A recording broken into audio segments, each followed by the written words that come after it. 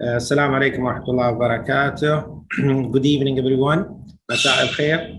I'm so honored to be with you today. I'm honored and happy to welcome all of you to the and guest speaker and delegates to the 5th chapter of MENASO Education Academy Cerebrovascular Disease Grand Round for 2020. It has been a long time that we have been going through these monthly webinars, crossing the Middle East and joining our friend from US and Europe. It's honor today to be chairing this session and webinar with Professor Hani Arif. Prof. Hani is a director of the stroke unit at Ain Shams University. He's at the same time the head of the chapter of stroke at Egyptian neuroscience department. He's the vice president of MENASO and he's board member of WSO. Assalamu alaikum, Dr. Hani. Thanks, Dr. Sohail, for this kind introduction. Thank you. Before we start with our two distinguished speakers, I would like to remind all our delegates that all the Q&A that you will have, you can address it at the Q&A bar down in your Zoom, and sure we will be more than happy to answer all these questions. Today we are going to have two distinguished speakers. We have Prof. Hooman Kamil. He's a vice chair for research and the chief for neurocritical care in the Department of Neurology at Cornell Medical School. At the same time, he is the director for the clinical and translation neuroscience unit at the same university. His main area of interest in the research focused on relation between cardiac disease and stroke. He had a numerous number of publications and he's an active member in AHA and other international academies. Our second speakers will be Professor Michael Eklund, who's going to speak today also with us. At the same time, Dr. Eklund is the past president of AHA-ASA, and he's a professor of neurology and epidemiology at Columbia University Medical Center and the chief division of neurology, clinical outcomes research, and population science in the neurology department. He has a numerous publication and he's one of the supporters at the AHA for MENASO activity. Hi, Prof. Eklund. Nice to see you. So with no further delay, I would like to ask our friend, Dr. Kamil, to start with his topic. Today, he's going to speak about a debate area in neurology, which has been for the last 10 years or more in a heavily researched, mainly with crypto stroke or stroke with unknown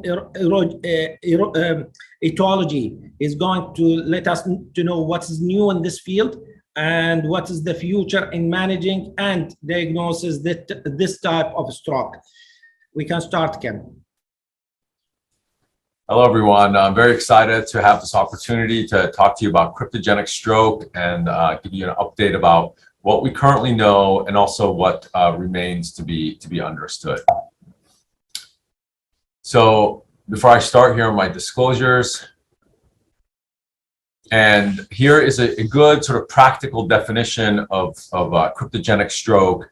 And even in the modern era with all the diagnostic imaging that we do, about 20% of ischemic strokes meet this definition of cryptogenic. In other words, the infarct appears embolic, it's not lacunar, but there's no area of significant carotid stenosis or atherosclerotic stenosis. There's no major risk source of cardiac embolism or any other specific cause identified. And we've known for decades, based on their clinical and radiographic appearance, that these cryptogenic strokes appear to be embolic. So much so that this term embolic stroke of undetermined source was formulated back in 2014. And so you'll often hear these cryptogenic strokes, if they've had an appropriate workup, referred to as ESUS.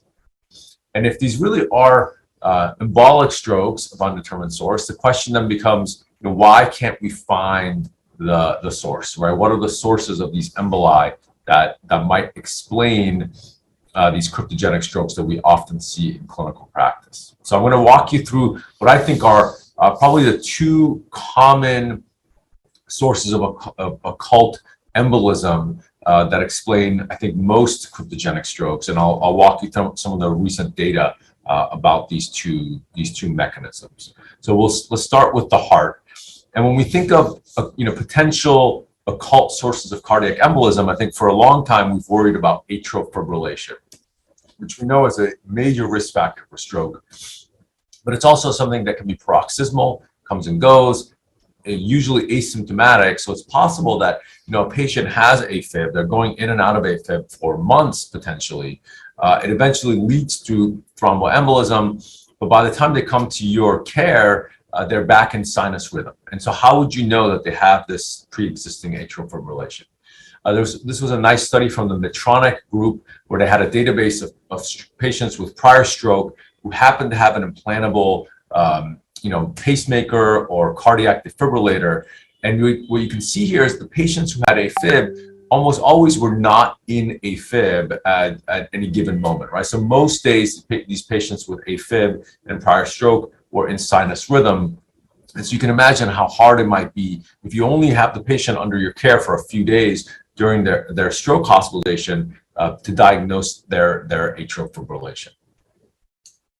There were two, I think, landmark randomized clinical trials back in 2014, the Crystal AF trial and the Brace trial, that proved that if you take patients with cryptogenic stroke and you do some kind of continuous heart rhythm monitoring for at least a few weeks, you will pick up significantly more cases of underlying atrial fibrillation than in just routine clinical care, and with a number needed to screen of about 10. So every 10 patients with cryptogenic stroke, if you do a few weeks of heart rhythm monitoring, you'll pick up a new diagnosis of AFib. And you can see here the long-term follow-up from Crystal AF. If you follow these patients out for a few years, about a third of them will ultimately manifest at least some period of atrial fibrillation. So I think this sort of makes it clear that at least some of these cryptogenic strokes, these embolic strokes of undetermined source, are probably due to underlying subclinical AFib that just hadn't been diagnosed prior to their stroke.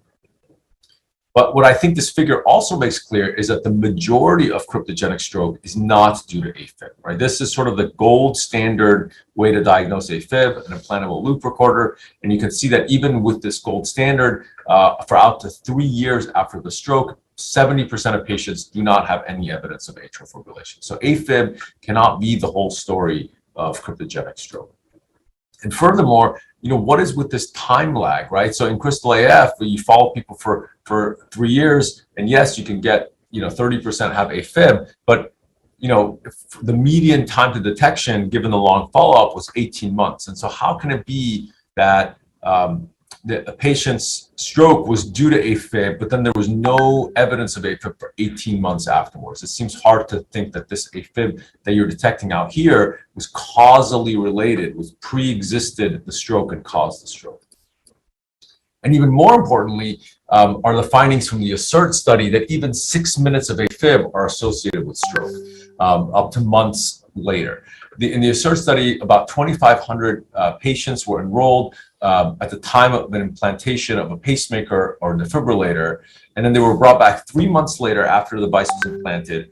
It was interrogated, the prior 3 months were interrogated, and if there was any evidence of AFib for even just 6 minutes during that 3-month period, patients were at a 2.5-fold higher risk of stroke during the several months of follow-up afterwards. And again, when I saw this study come out in 2012, it just seemed very peculiar to me that 6 minutes of AFib today that doesn't recur could then cause a stroke months later. And it seemed like there must be something else going on to explain this association.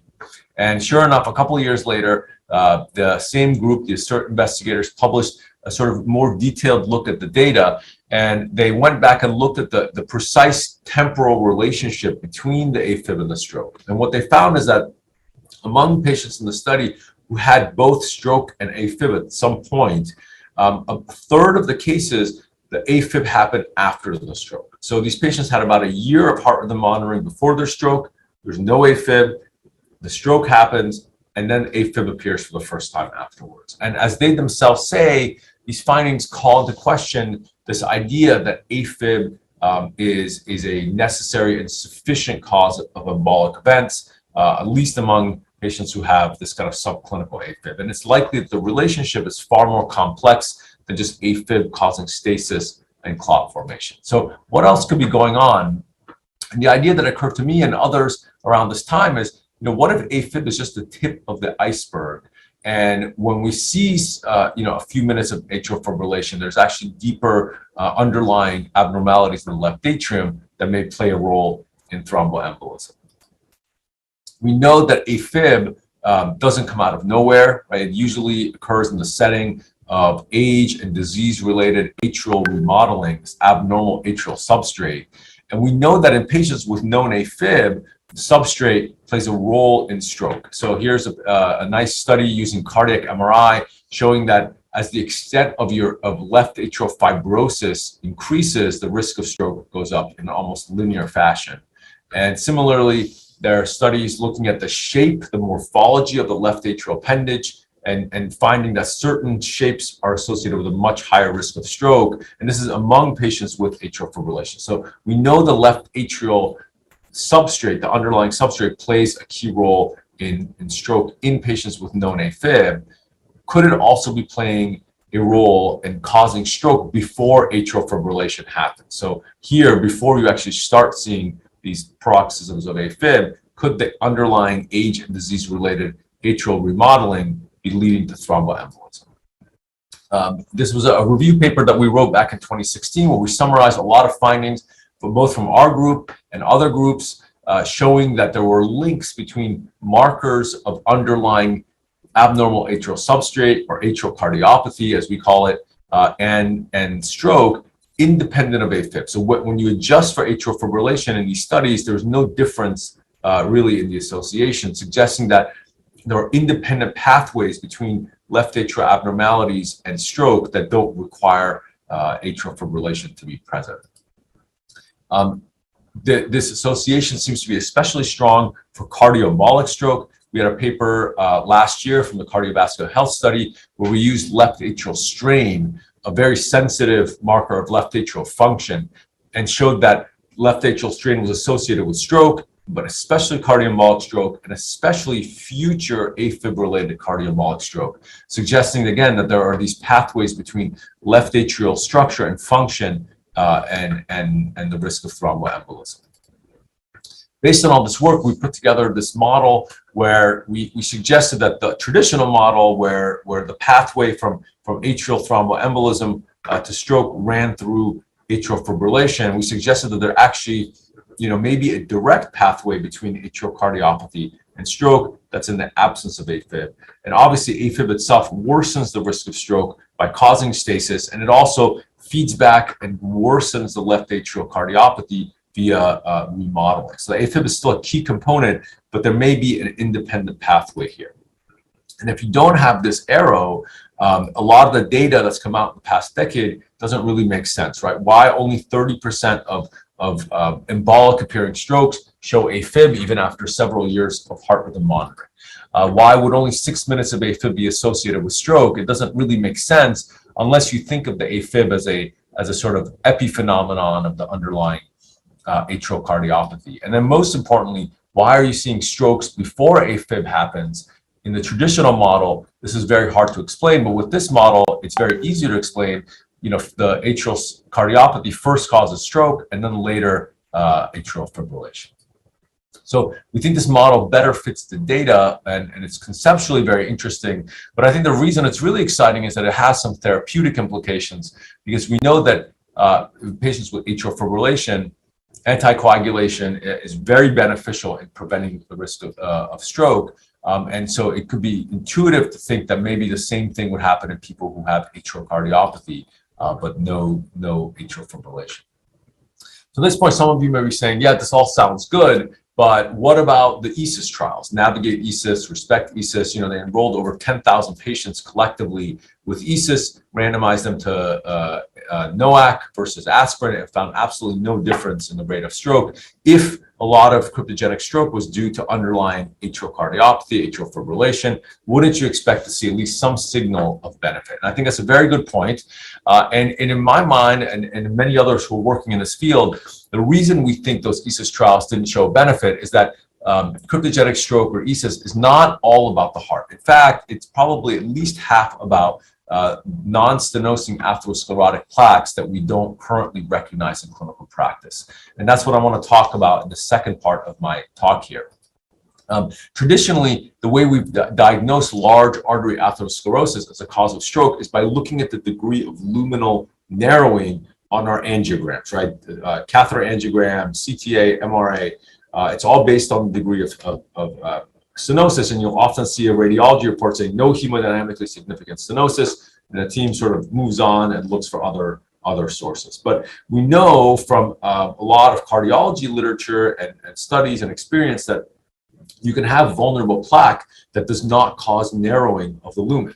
And with modern imaging techniques, especially MR imaging, you can identify aspects of vulnerable plaque or high-risk features of plaque on standard time-of-flight MRAs. And there have been many studies, including some that we've done, where we've shown that in patients who have a cryptogenic stroke, there's often more evidence of vulnerable plaque on MR on the side of the infarct than on the contralateral side. So patients are sort of serving as their own controls and helping to establish that a lot of what we think of as ESUS or cryptogenic stroke is actually occurring from upstream, vulnerable plaque that ruptures, and we're just currently not picking those up in clinical practice. And if you incorporate these more advanced criteria for atherosclerotic plaque, you'll see a lot of ESUS cases get reclassified. About 20% get reclassified as being due to large artery athero, and in fact, even some cases that appear cardioembolic suddenly now have multiple potential etiologies because the patient has AFib and they have ipsilateral high-risk plaque. So I think most likely the ESUS is not all about cardiac embolism. There's a significant portion of ESUS is due to large artery atherosclerosis that is currently occult because of our diagnostic strategies. So why does all this matter? Who cares what the underlying heterogeneous sort of makeup of ESUS is? Does it really inform what we do with patient care? And I think at the moment, maybe not, but hopefully in the next few years, we'll have some studies coming out that help us provide personalized care for patients with ESUS by figuring out what their underlying sources are and directing therapy at those sources.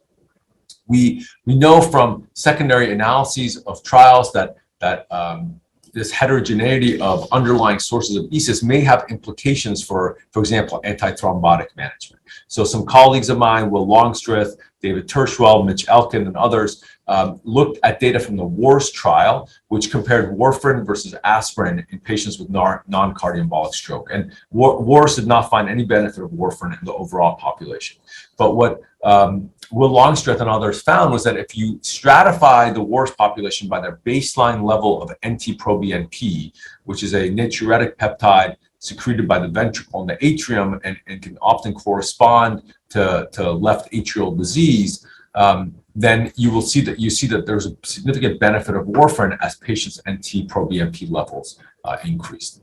And then on similar lines, there was a secondary analysis of the Navigate ESUS trial by Jeff Healy and others, where again they found that in the overall population there's no benefit of rivaroxaban.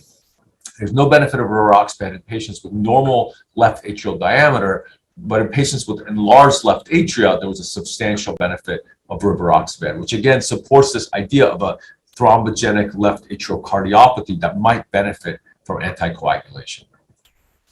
We've tried to do some work trying to figure out what are the relative ratios, what percent of ESUS patients have an occult cardioembolic source, what percent have large artery atherosclerosis. And one way that we approached that was to train a machine learning algorithm on a large number of cases of stroke that were of known etiology, right? So there were either a known cardioembolic stroke or known large artery atherosclerosis. And once the machine was trained on those two known categories, we asked it to sort of try to classify the ESUS cases, and it found that about half of ESUS classified as cardiobolic and about half as large artery. And I think this is consistent with some other epidemiological data that's come out as well, that ESUS really is sort of like an equal mix of underlying cardiac embolism and large artery atherosclerosis. And based on all this, we sort of put together this conceptual diagram that if you can split ESUS up into, mostly atherosclerotic disease versus these other embolic sources like atrial cardiopathy, subclinical AFib, occult cancer, silent MI, that this may provide a useful framework for figuring out what kind of trials to do. Maybe this area here, we should be doing trials of anticoagulation, and over here, trials of strong antiplatelets and other sort of therapies directed at atherosclerotic plaque. I think just this month, a nice paper came out in JNNP suggesting that these two sort of buckets of etiologies may actually exist among ESUS patients. They looked at a large group of patients with ESUS. They did this very nice high-resolution intracranial plaque imaging, and were able to identify subtle areas of intracranial atherosclerosis that, again, would be missed based on standard MRA. And what they found is that in ESUS patients, those who had evidence of intracranial plaque like this less often had evidence of atrial cardiopathy, and vice versa. So suggesting that you can classify these patients into separate groups and perhaps, do very specific personalized treatment based on that. And you can see here in the figure that as patients, who had evidence of this high-risk plaque, which they termed NICAP, there was less evidence of atrial cardiopathy, versus if you didn't have NICAP, there was a much higher odds of it. I'm lucky to work with several investigators here at Cornell who are working on various aspects of ESUS, and I think there's a lot of very exciting stuff going on about the relationship between silent MI, for example, and cryptogenic stroke, cancer, and cryptogenic stroke. But I want to just focus a little bit in the last few minutes of the talk on our Arcadia trial, which is focused on atrial cardiopathy. I think, again, a lot of folks are interested in this idea of atrial cardiopathy and whether it might identify patients without AFib who can benefit from anticoagulation, but I think people have called for a randomized trial to really address this issue, and we agree. And starting back in 2014, we started the process of getting funding for the Arcadia trial, which is a large multi-center trial. It's happening at about 150 sites in the US and in Canada. And what we're trying to do is really test this atrial cardiopathy hypothesis by taking patients with ESUS, and testing them for evidence of atrial cardiopathy using these biomarkers here. And about 25% of ESUS patients are meeting these criteria. And then we just take only that 25% and we randomize them to apixaban or aspirin. And we've enrolled almost 80% of our target of 1,100 patients. We're hoping to finish enrollment within the next year and then to have results by 2024. And we're very excited to sort of see whether anticoagulation in patients who are selected based on these markers of atrial cardiopathy can reduce the risk of recurrent stroke. At the same time, I think there's also growing evidence that there may be atrial cardiopathy in patients without cryptogenic stroke and patients with other stroke subtypes. In the stroke AF trial, we found that if you take patients who've had a stroke from small vessel disease or large vessel disease, you will find a substantial proportion of atrial fibrillation if you do long-term monitoring with an implantable cardiac monitor. And this rate was about 2 times the rate seen in the sort of the general population of elderly patients with at least one vascular risk factor.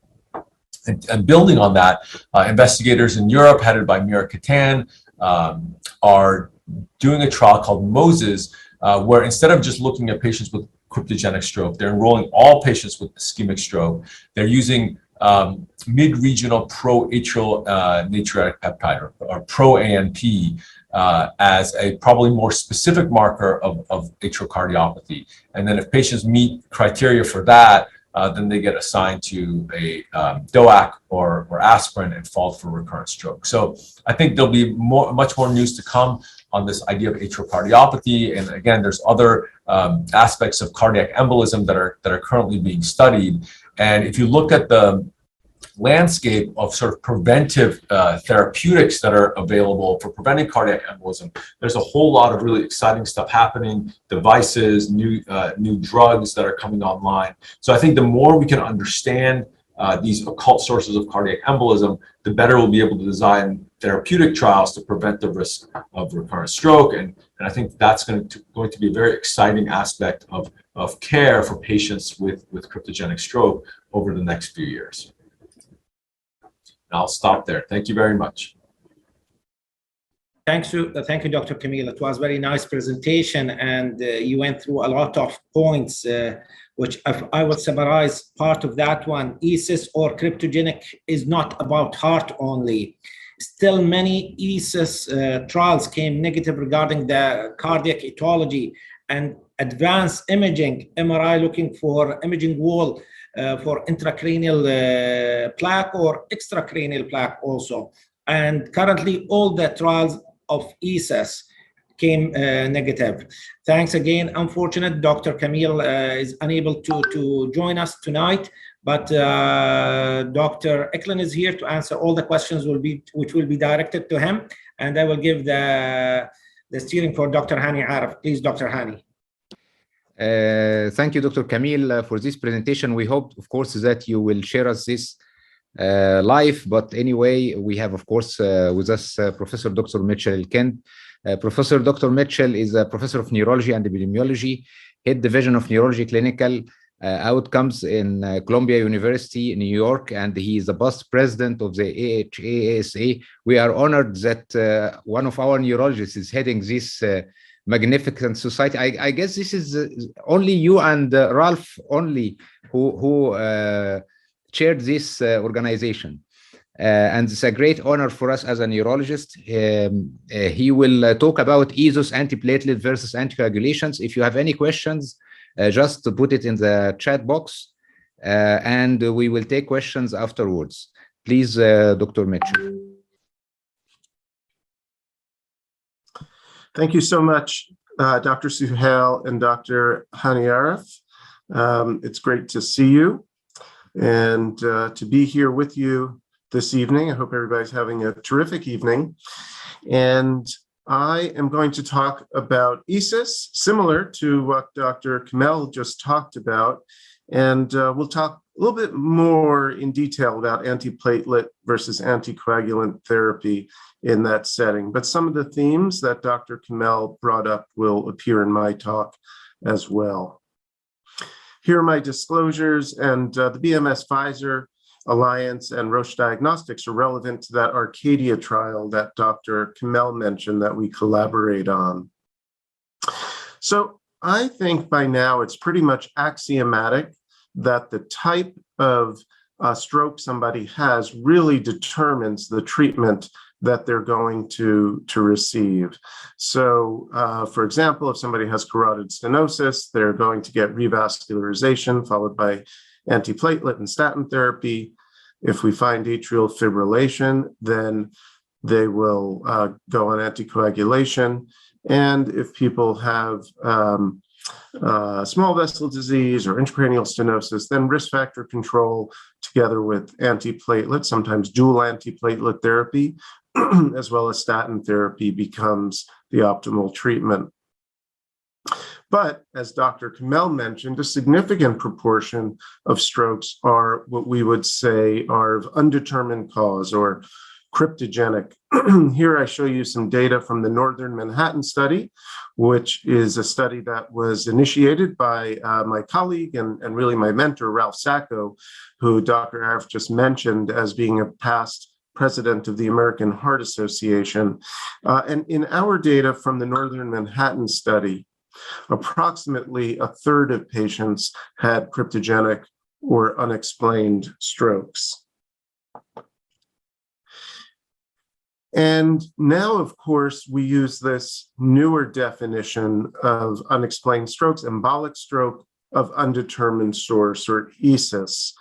These are patients who have a surface infarct illustrated by the MRI scan on the left of the screen there in an end vessel over the surface of the brain. We would say this looks typical of an embolism. They've had a so this is a non-lacunar stroke, so it's not considered ESUS if somebody has a small deep infarct or lacune.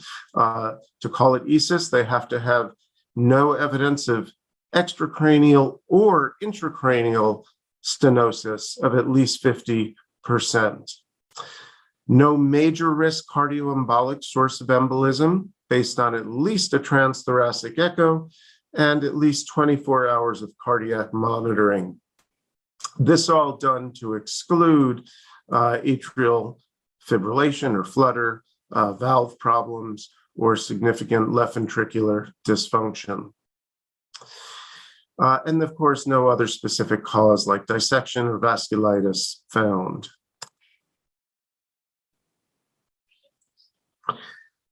And as Dr. Kamel mentioned, we presume that a lot of these infarcts are due to emboli.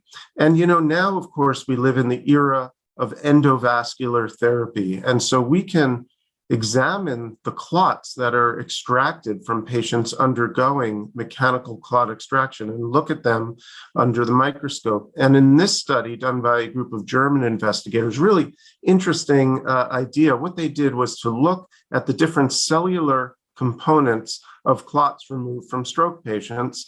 And these triangles reflect the three major cell types in the blood, so platelets, red cells, and white cells. And what you can see is that the two subtypes of cardioembolic and cryptogenic, the lettering is small, but those are the ones within the red circles.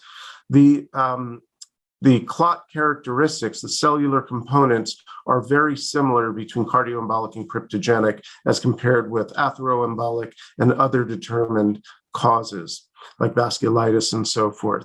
So this data is indirect evidence that cryptogenic strokes or ESUS are probably many of them due to cardiac emboli.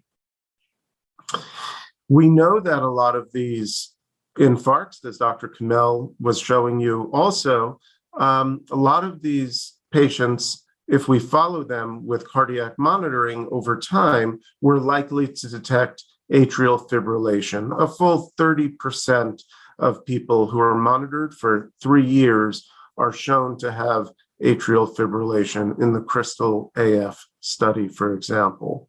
So there's a lot of atrial fibrillation among these initially ESUS categorized strokes. Similarly, we know that entities like cancer that can be associated with hypercoagulability may cause strokes as well. And so there's a lot of evidence to suggest that these patients are having emboli from the heart or from other causes. And so they therefore might do well to be on an anticoagulant, just like we do for patients with atrial fibrillation or others with a definite source of cardiac embolism. But we don't have the evidence yet. So at this point in time, there's really still equipoise, if you will, between the use of antiplatelet agents and anticoagulant agents. And as Dr. Kamel mentioned, we have some data now to address this question. Now, one of the first studies that sought to explore this question of whether anticoagulation is better than antiplatelet therapy for patients with non-cardioembolic strokes like those from atrial fibrillation was the WARS trial, which was done by Dr. Moore, who's the head of our stroke program at Columbia University when I first arrived there back in the 90s as a fellow. And in the WARS study, patients could be enrolled if they had no definite cardioembolic source, say, for example, atrial fibrillation, and no intention to perform carotid surgery due to a carotid stenosis. And patients were randomized to aspirin or to warfarin at the therapeutic level and followed for 2 years each. And as you can see here, the probability of an event was actually slightly higher in the warfarin-treated patients than in the aspirin treated patients. There was no statistically significant difference between them. So no evidence of a benefit of warfarin over aspirin, despite the expectation that anticoagulating these patients would be of benefit. But if one looked at the etiologic subtypes of the stroke that put the patient into the trial in the first place, there was some limited, but some suggestion that cryptogenic stroke patients, those patients in whom we think a blood clot from the heart may have been the cause, did see some benefit with warfarin compared to the other stroke subtypes. So you can see here where I've highlighted in red the results for the cryptogenic stroke patients, about a 15% event rate over 2 years on warfarin versus 16.5% on aspirin. So a slightly reduced 8% relative hazard ratio, so 8% relative risk reduction, whereas each of the other subgroups, lacunar, large artery, and other types, showed no evidence of an effect of warfarin over aspirin. No statistically significant benefit, but a hint that anticoagulation might be better. Now, of course, WARS was done with warfarin, and that was in the era when warfarin was our standard anticoagulant. But these days, we have the direct acting oral anticoagulants like dabigatran, rivaroxaban, apixaban, edoxaban, and so forth. And we know that these drugs are as effective, some of them even more effective than warfarin in preventing stroke in patients with atrial fibrillation. Here's a meta-analysis from several years ago reflecting the major trials that were done in atrial fibrillation patients.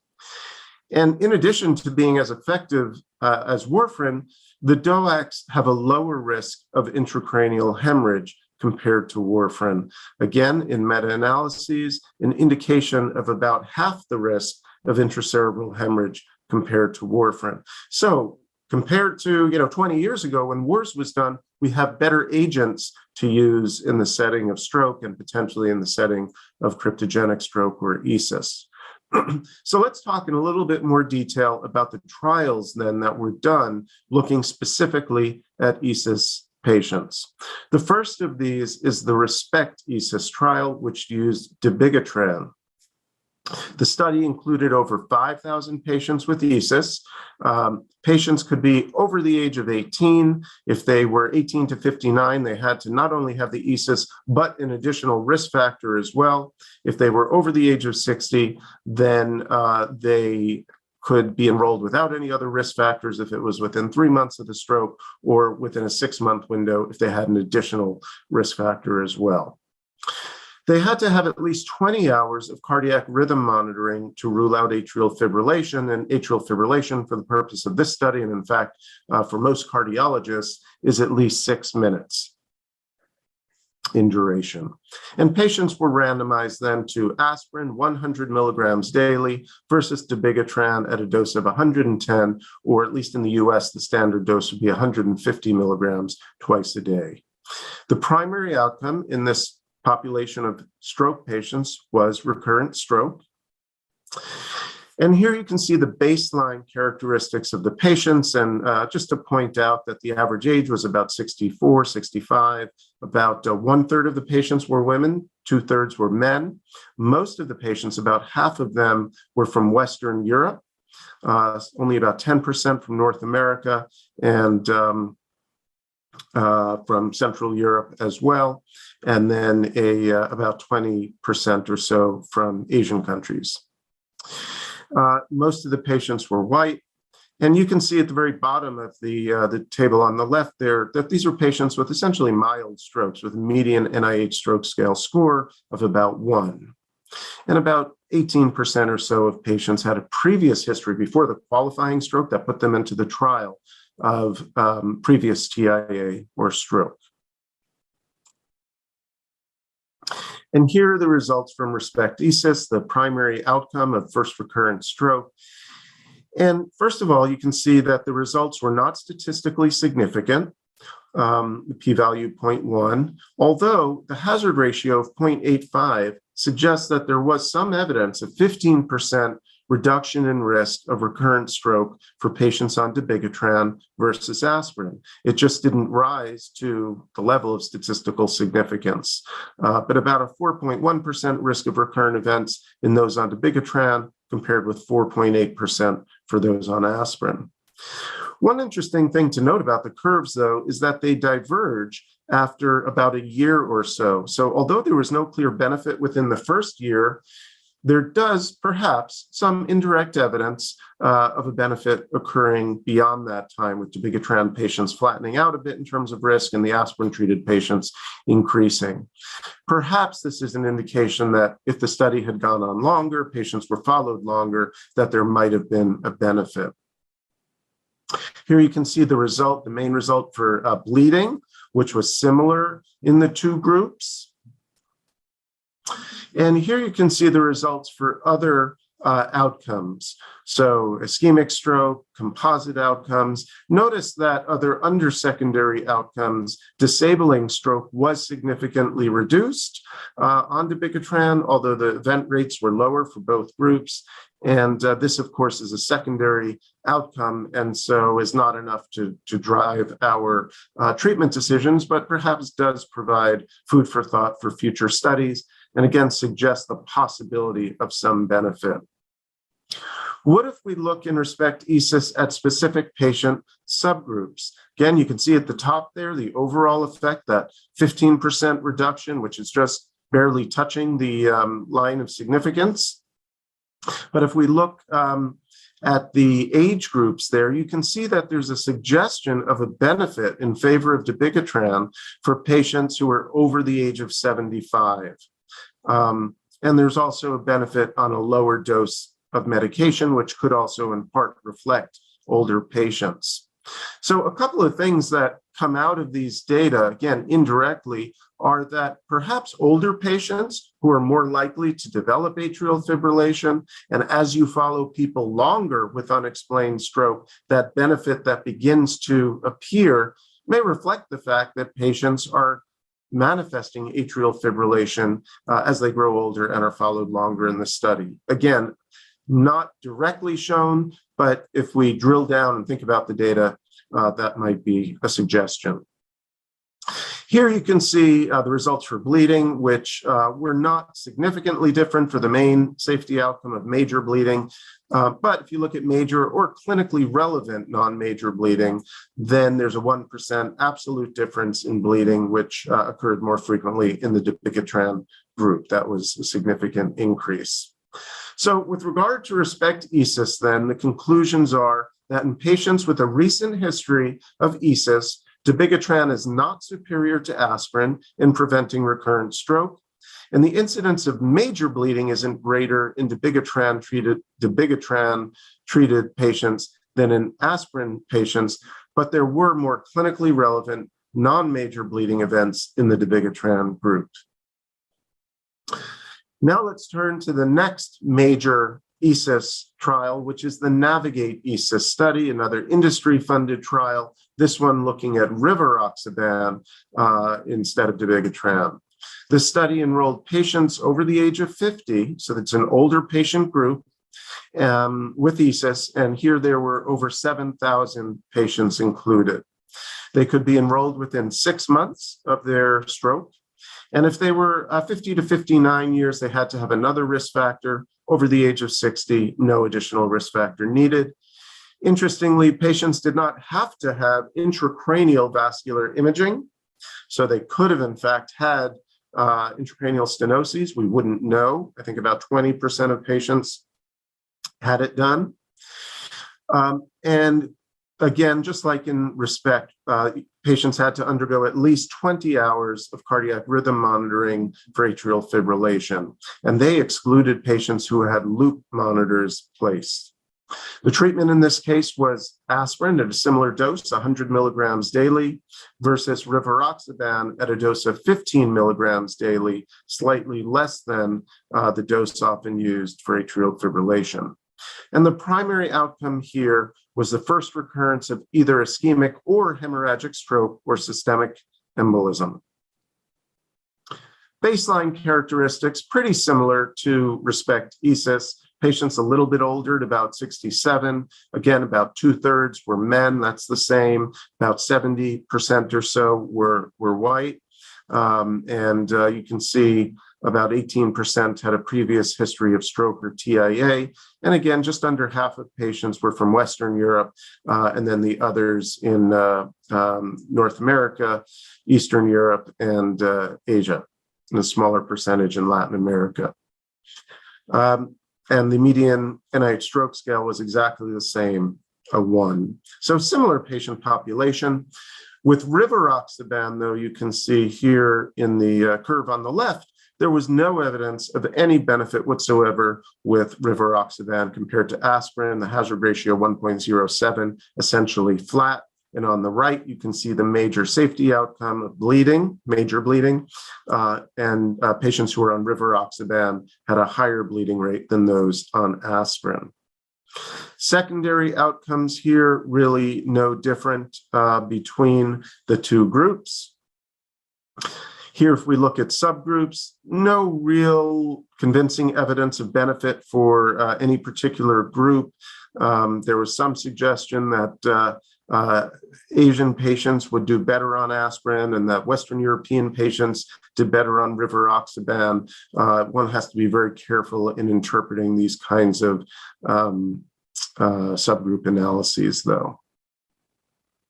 And again, as mentioned, for Navigate, for the rivaroxaban group, there was about a 1% increased risk of major bleeding. So similar to the other study. So in conclusion then, in Navigate ESUS, rivaroxaban 15 milligrams daily was not superior to aspirin with regard to the prevention of recurrent stroke, and it was associated with a higher risk of bleeding.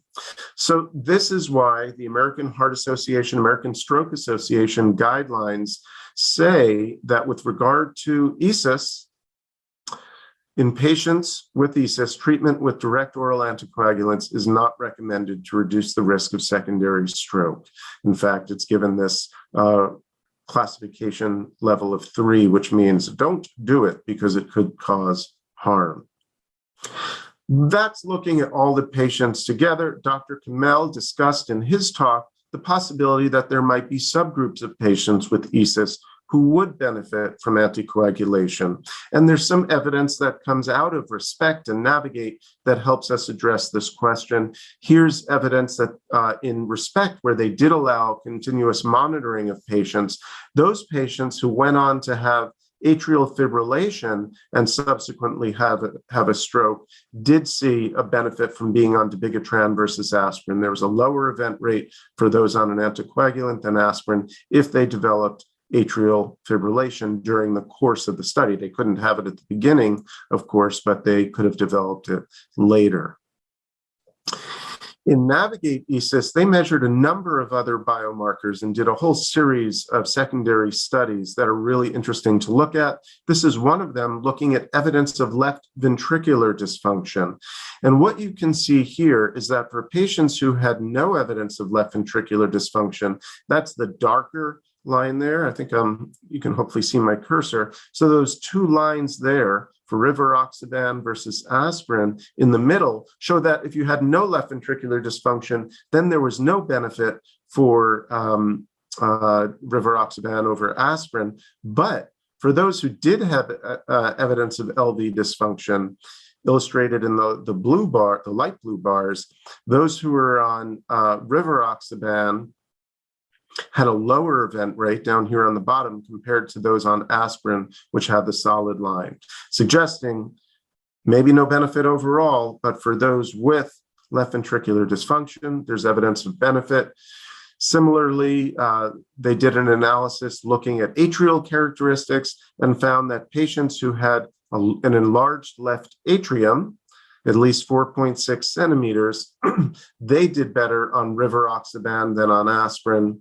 But for those who had normal sized LA diameters, there was no evidence of a benefit for rivaroxaban over aspirin. So there are certain patient characteristics, left atrial diameter, left ventricular disease, perhaps patent foramen ovale in another analysis, even aortic arch atherosclerosis, in which patients did better on anticoagulation than antiplatelet therapy. Carotid atherosclerosis, on the other hand, seemed to do perhaps better on antiplatelets than anticoagulation. And this speaks to that nice figure that Dr. Kamel showed, illustrating how some patients, some forms of ESUS, if we split instead of lump, some patients with ESUS would benefit from antiplatelets, and others, those groups on the left here, would show benefit with anticoagulation. Now, if any of you went to the recent European Stroke Organization conference in Lyon, you might have seen the presentation of the Atticus trial.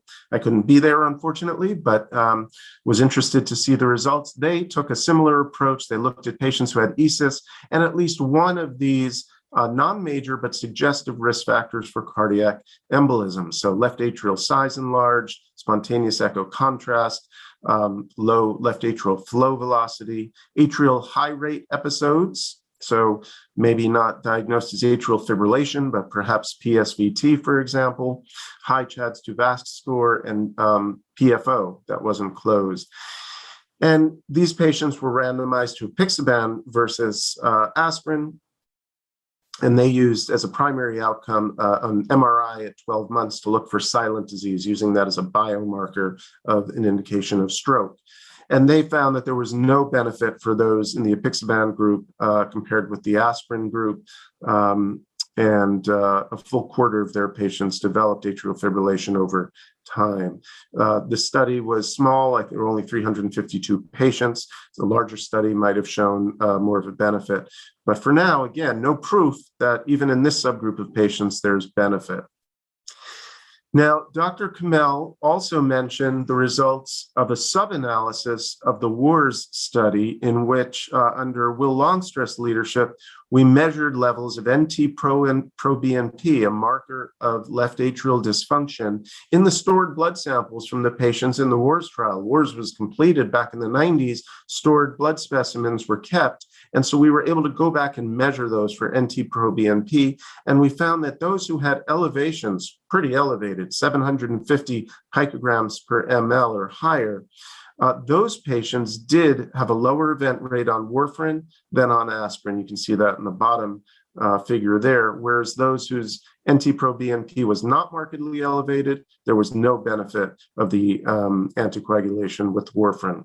Secondary analysis, but a suggestion that a biomarker like NT-proBNP could allow us to choose patients for anticoagulation. And this is why we have this concept of atrial cardiopathy as a cause of stroke. And not to beat this metaphor of the iceberg too much, the idea is that some patients manifest the atrial fibrillation. Obviously, others, we have to look for it. That's a chunk of the iceberg under the surface. You know, we do our long-term monitoring, but perhaps there's an even larger group of patients who don't have atrial fibrillation, but have other biomarkers indicative of left atrial dysfunction who may similarly benefit from anticoagulation. And one of those biomarkers is also a measure of P-wave terminal force on lead V1 of the EKG. And here you can see blown up on the left the P-wave, which has a biphasic appearance, and that part that goes below the median here has a depth and a duration that can be measured, and that measurement can then, it's an indication of the left atrial contraction. And we have found in the Northern Manhattan study, and Dr. Kamel has shown this in other cohorts as well, that that is associated with future risk of cryptogenic or cardioembolic stroke. And so just like BNP, the P-wave terminal force could be used as a biomarker to choose patients for treatment. And again, this is what led us to design the Arcadia trial together with Dr. Kamel, Dr. Longstreth, and Dr. Tershwell. And this is a multi-center randomized blinded trial of apixaban versus aspirin for patients who have unexplained stroke and atrial cardiopathy. So it's not just ESUS, it's ESUS plus atrial cardiopathy, which is about 25% of ESUS patients overall. We're funded by NIH, although we also get the drug support and some assay support from industry.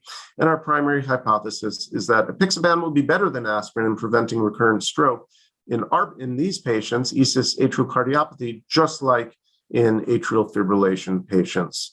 Here are our inclusion criteria. Age has to be at least 45 years. They have a diagnosis of ESUS. We're enrolling patients up to 6 months after stroke, and they have to have at least one of these three biomarkers, either an elevation in the P-wave terminal force in lead V1, an elevation in serum NT-proBNP, or severe left atrial enlargement, essentially. And our primary outcome is a recurrent stroke.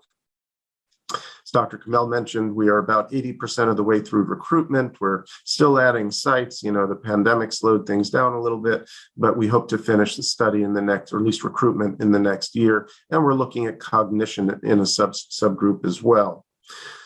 So, as Dr. Kamel mentioned, we can deconstruct ESUS, look at individual subtypes. The ones to the left here may do better on anticoagulation, the ones on the right on antiplatelet drugs. But of course, that's a hypothesis. We need to do trials to prove it.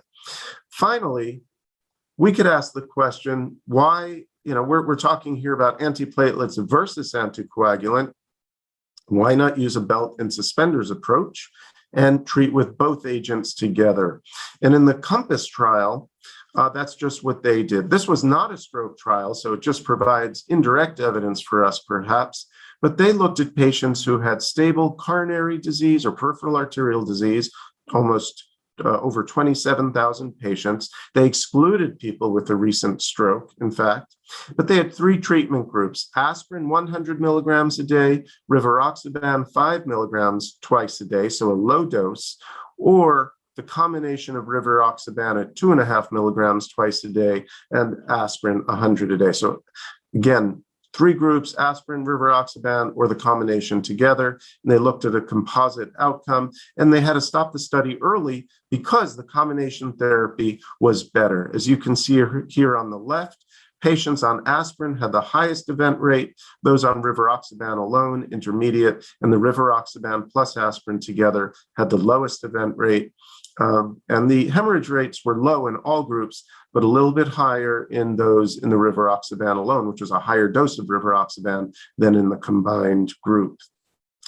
And if one looked at just the subgroup of patients who had a history of previous stroke, which were small numbers, of course, there was the 350 patients in each group who had previous stroke. There was evidence of perhaps slightly greater benefit as well. So even in patients with a history of stroke, that combination therapy may do better, but this is a secondary analysis. So we need a study perhaps using combination therapy in stroke patients alone. So in conclusion then, antiplatelets remain the standard of care for patients with ESUS. There's no indication for anticoagulation in these patients, but selected subtypes within ESUS may benefit from anticoagulation, but we need future trials to help us determine which those patients are. And perhaps biomarkers will also allow us to choose patients for those trials. And we should remember that combination antiplatelet and anticoagulant therapy, perhaps at a lower dose, may further reduce stroke risk. But again, we need trials in our population. And this ultimately would be the future, I think, of precision stroke. Got to move away from thinking about ESUS only, think about patients with PFO, patients with atrial cardiopathy who might come into the Arcadia trial, patients with cancer who might be eligible for a trial that we hope to get funded soon, looking at those patients using anticoagulation as well. So a lot more work to be done in this area. We hope that we'll get together in the future and have an opportunity to talk about some of those results as they become available. And I'll just finish up by again saying thank you so much to MENASO, to Dr. Suhail and Dr. Aref for inviting me to speak today, and the other organizers as well. And I guess Dr. Kamel's off the hook, so I'll stick around to answer questions people might have. Thanks again. Thank you. Thank you very much, Dr. Mitchell, for this talk and highlighting this very debatable topic. I will start the Q&A session. First of all, I would like to urge our attendees, if they are having any questions, to put them in the Q&A box. I will start with a couple of questions. The first is, how much AF would you consider before putting the patients on anticoagulation? I mean, should we stick to these 6 minutes, or if the patient is having just a small run of AF and he had a stroke, we should put him on anticoagulation? This is my first question. Yeah, it's a terrific question. I'm glad you asked it. I'm actually at a meeting in Washington, D.C. right now, which is like half neurologists and half cardiologists. And I think it's interesting how different the opinions are about that. Cardiologists are skeptical when we anticoagulate patients with very brief runs of AF, like 30 seconds or a minute, so they require at least 6 minutes. Some say, oh, you have to have at least 24 hours of atrial fibrillation for it to matter. I think most neurologists, certainly I and, my colleagues in New York, we anticoagulate patients if they have a whiff, a tiny bit of atrial fibrillation. We see patients who've had a stroke. We know the devastation of stroke. So I think we tend in that direction to be very aggressive about, diagnosing AFib and anticoagulating. So I think we don't, it's, the bottom line is we don't know the answer yet, how much AF is necessary. I think in a patient who's already had a stroke, it's a lot easier to make the argument. I think it's a little bit that, a very little AF is enough. In patients who have not had a stroke yet in the primary prevention setting, it's a bigger question, because then you're talking about many, many more people who have very brief episodes. So, I think I'll leave that to the cardiologists and hope that some of the ongoing studies will give us more data about that. But when I see someone, with 30 seconds of AFib, I may monitor them longer, but I'll begin the anticoagulation. Okay. My second question is, when you will go for, in real clinical practice, when you will go for inserting a loop, a cardiac loop for the patient, whether, of course, many of us, when he is in suspicion, we will make a halter for a few days or so. But how suspicious you would be to put a cardiac loop for months or years on a certain patient on a clinical practice? Yeah, so another very common and important question, and I wish I had, the definite answer, but what we usually do, what I think is a reasonable approach, well, I think it depends, okay, that's a cop-out answer perhaps, but it depends on the patient, their age, and their other risk factors, I think. So in an older patient who has other risk factors, where I have a high degree of suspicion for atrial fibrillation, particularly if they have evidence of left atrial enlargement on an echo, or if they have other biomarkers like elevated NT-proBNP, then I think it's reasonable to go straight to the loop recorder. In other patients who are younger, where the suspicion for AFib may be lower, we'll often do an external device, an MCOT, Zeo patch. I don't know which brands of these things you have, but a patch type of recording device for 3 weeks or a month, and see. And if we find atrial fibrillation, great, then we're done. If we don't, we still may see a lot of ectopy, premature atrial contractions, perhaps runs of PSVT, and when that occurs, then if we don't confirm atrial fibrillation, then that might be an indication for going on to the loop recorder then. And if it's really pristine, the EKG looks beautiful for 3 or 4 weeks, then we might stop there. So I like that idea of using the external device to tell us who should get the implanted monitor, although I think we need trials, to support that approach. It's funny, I find, my initial, as we started to have these devices available, my feeling was that patients would rather have an external device rather than have something implanted. But what I have found is that a lot of patients actually prefer an implanted device. They find the surface devices irritating, annoying, getting in and out of the shower or exercising and things like that. They get frustrated with them. The implanted device, it's such a minor procedure. At this meeting I'm at now, I discovered that a lot of neurologists are putting these in now. They're not even waiting for the cardiologist to do it. So I think, it's a really benign procedure, and it can come out. I've, had them removed from patients when the atrial fibrillation appears. So I think a lot of people prefer to go straight to the loop, and that's okay. So I will now give the floor to my dear colleague, Professor Dr.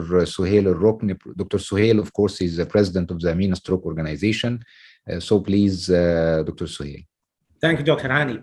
Very quick, because time is running. Mitch, I received tens of messages on WhatsApp.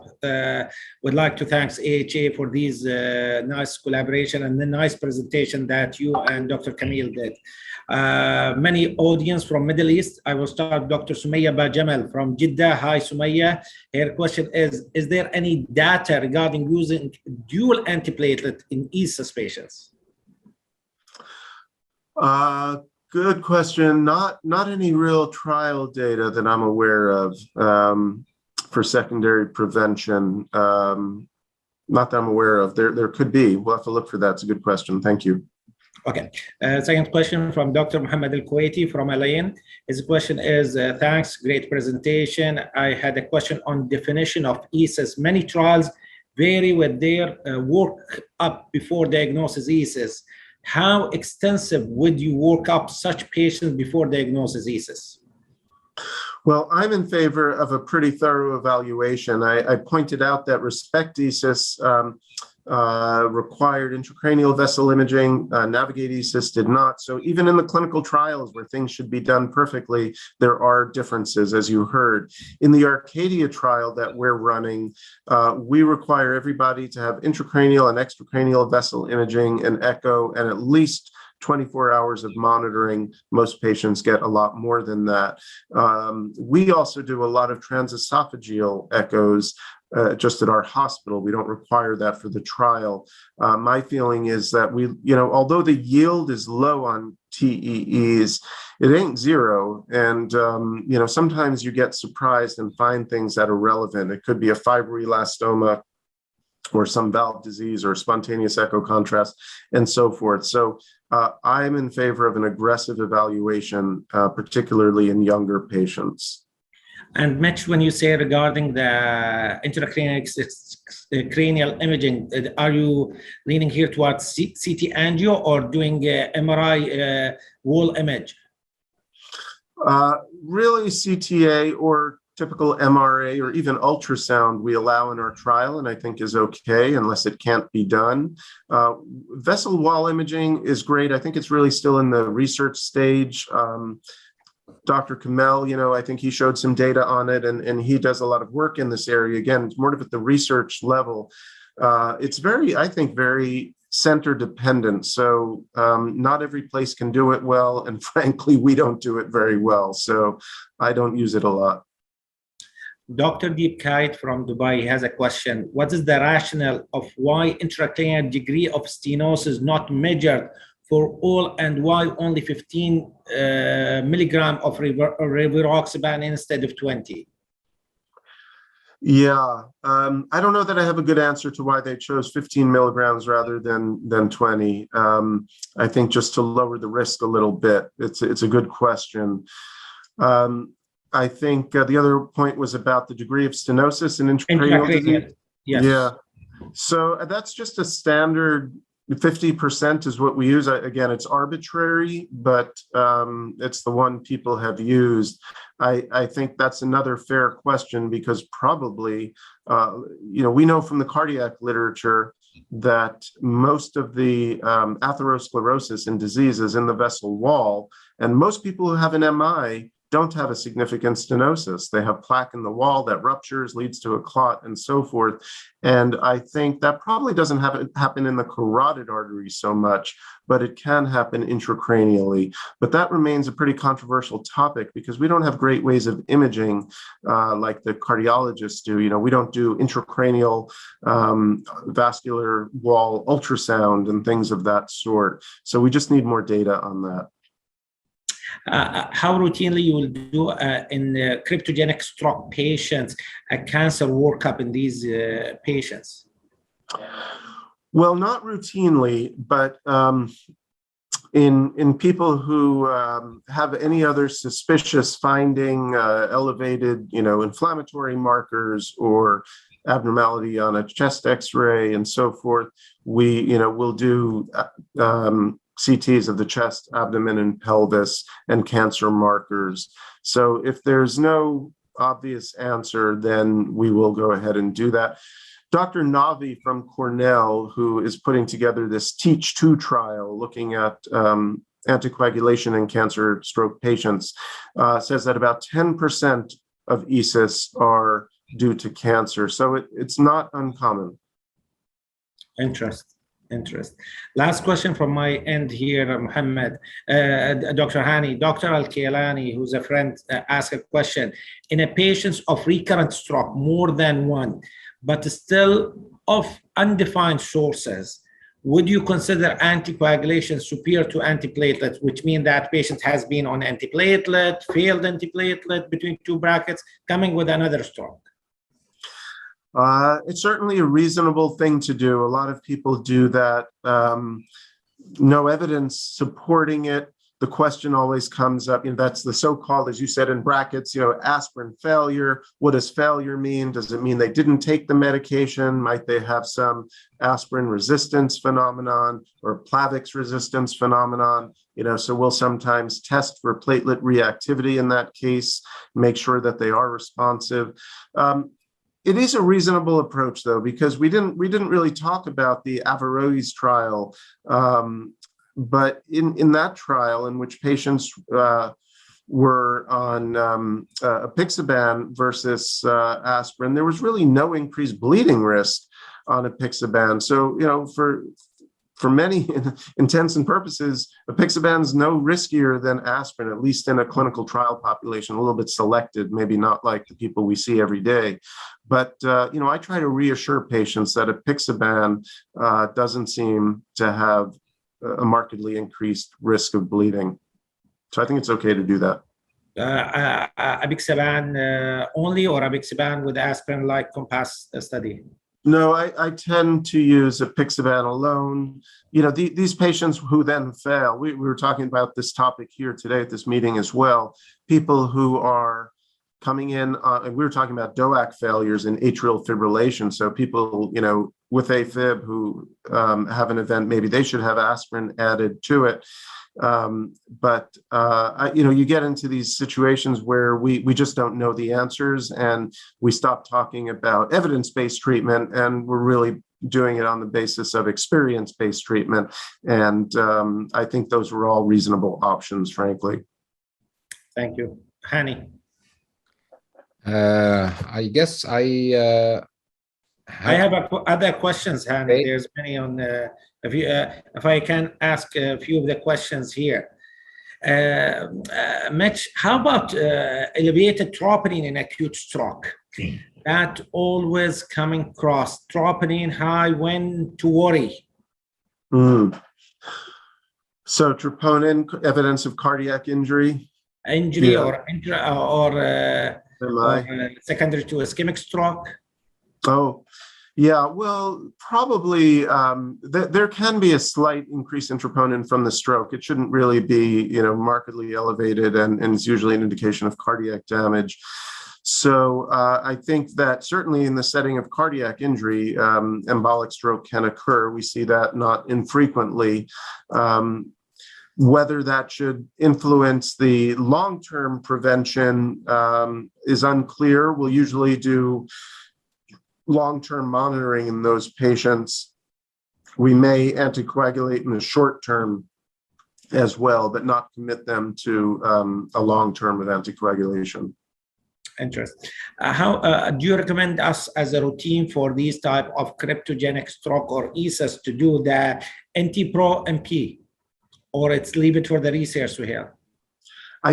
Personally, I think we're still using it for research. So here in the US, where we're doing this Arcadia trial, I try to encourage people to enroll these patients in Arcadia and not to, treat them kind of off-label based on an NT-proBNP. Frankly, if you don't have that option, it's not a bad thing to do. If somebody has a markedly elevated NT-proBNP, they're probably going to turn out to have atrial fibrillation. So you might use that to indicate a need to do further monitoring. Super. Dr. Ammar Al-Kawi from Riyadh, Saudi Arabia. What about small vessel disease, subcortical stroke in the setting of adequate anticoagulation for atrial fibrillation? Yeah, so good point that many patients, this is that issue of, the DOAC failure in atrial fibrillation, for example. People who have atrial fibrillation have other risk factors. They have atherosclerosis, they have small vessel disease. So 10 to 20, maybe 30% of strokes that happen in that setting could be due to inadequate anticoagulation, could also be due to the fact that they have other risk factors. So we have to make sure we're not missing anything, perhaps repeat the carotid and intracranial vessel imaging. We have to make sure that they're taking their medication, that they don't have resistance in some way, that there aren't social or other issues that may interfere, kind of address all of those situations. And again, this may be where the combination as encompass of an antiplatelet plus an anticoagulant will be of benefit. We need to treat both things that are going on, the atrial fibrillation and the small vessel disease. Make sure they're taking a statin for that matter, that their LDL is well controlled. I think in neurology, the stroke community, we tend to focus so much on the blood thinning, on coagulation. We forget about the lipids, the smoking, exercise, eating right, all those things too. Thanks for mentioning that, Eklund.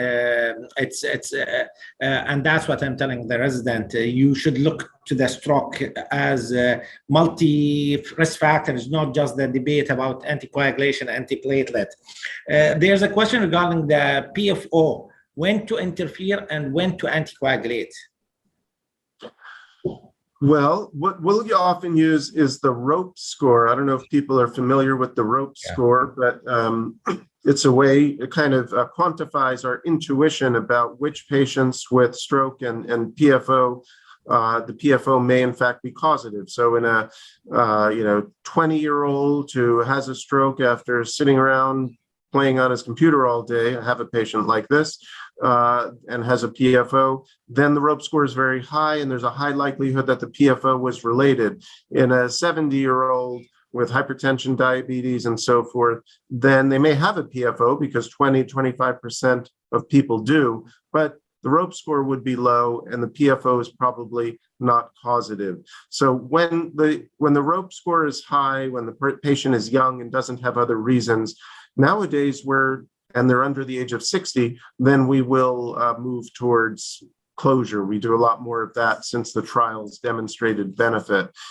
In older patients, not too often. I do have a few people in their 60s and early 70s where perfectly healthy, athletic, no risk factors, recurrent strokes, and I have closed PFOs in those patients. So it's variable again. And if there's any other abnormalities around that PFO, like the size of the PFO, the aneurysm, and the others, which will push you toward the closure. Absolutely, yes. Thank you for that. Yep. Is it routinely you will ask your cardiologist to look for the size of the left atrium and to measure it in these type of ESUS or idiopathic stroke or cryptogenic stroke? Usually they report the size enlargement of the left atrium? Yeah, they do. I think it's pretty much a routine part of our report that we get. So we do see that. Yep. Interest. Hani Arif? Yes, I have a question. Dr. Mitchell, sometimes in the context of small vessel disease or even covered small vessel disease, when you are doing routinely, because actually in Egypt you are doing this very common, MRI with DWI, sometimes you will find that there is recurrent minor infarcts building and adding to this cognitive decline of the patient and gait problems and so on. Some of them will come as minor stroke, and some of them even will be silent. Will you consider first this is as ESUS or small vessel disease, and you will go for more detailed cardiac investigations in those patients? Not routine. So these are accumulating without symptoms is what you're referring to. Is that right? The MRI shows new infarcts, new disease, but they haven't come into the emergency room with a stroke, that kind of thing. If they come, they will come with minor symptoms, you know, in less than 3 or 5. Yeah, so we would, I think, evaluate those patients then and consider, you know, them as a failure potentially as well, and treat them accordingly. Does that answer your question? I would handle, we do have evidence. For example, my colleague Jose Gutierrez has a nice paper where he looks at the silent infarcts and does like a TOAST classification of silent infarcts. You know, we usually use the TOAST classification for clinical stroke, but you know, he sort of divides people, you know, looks for atrial fibrillation in people with silent stroke and looks for evidence of carotid disease and so forth, and found that the underlying cause is predictive of what's going to happen subsequently. So I think there's a value to evaluating those patients as well. Okay. I have a question regarding that. As we are starting to have in the region more of the mechanical thrombectomy and the level of the globe also, there's that concept of looking to the color and shape of the retrieved clot, red or white. Are we still using that? Shall we look for that one or just leave it? Well, I think now, you know, as I showed that there are ways of looking at the clots quantitatively and, you know, dividing them into those that seem more to be cardiac emboli versus atheroembolic. So there probably is something to it, but I would say we haven't yet shown in a study that, you know, if you pull out a clot that looks like X, you should treat them with such and such. And if you pull out a clot that looks like Y, treat them differently. You know, I think it's potentially a useful piece of information. I don't yet know that we have the precise information to divide the clots up that way. Super, super. I'm waiting to see the paper Arcadia to come soon. Is it before the end of the year or next year? Is it? No, well, no, it's going to be a couple of years because we're going to finish recruitment by next year, and then we have to follow patients still for another year or so. So it'll be a couple of years, and hopefully I'll still be around then. Everyone, yeah. Dr. Hani. Nothing more to add from my side. Great thanks to Professor Mitchell and Professor Kamel, and of course my co-chair Dr. Suhail for chairing this session. Dr. Suhail, the floor is yours. So for all of our delegates, it was great to and honor to have Professor Mitchell Eklund with us today and Dr. Kamel. Many things to learn today. The WhatsApp is just going, and the people from different areas in the Middle East having this nice discussion and presentation. Sure, we will have Prof. Eklund again with us and Dr. Kamel. All the CME hours will be sent within 2 weeks to all attendees. And great to have Hani Arif with us again, and wish you a great night. Thank you, Prof. Eklund. Thank you, my friend. Thank you. Congratulations. Great organization. Thank you.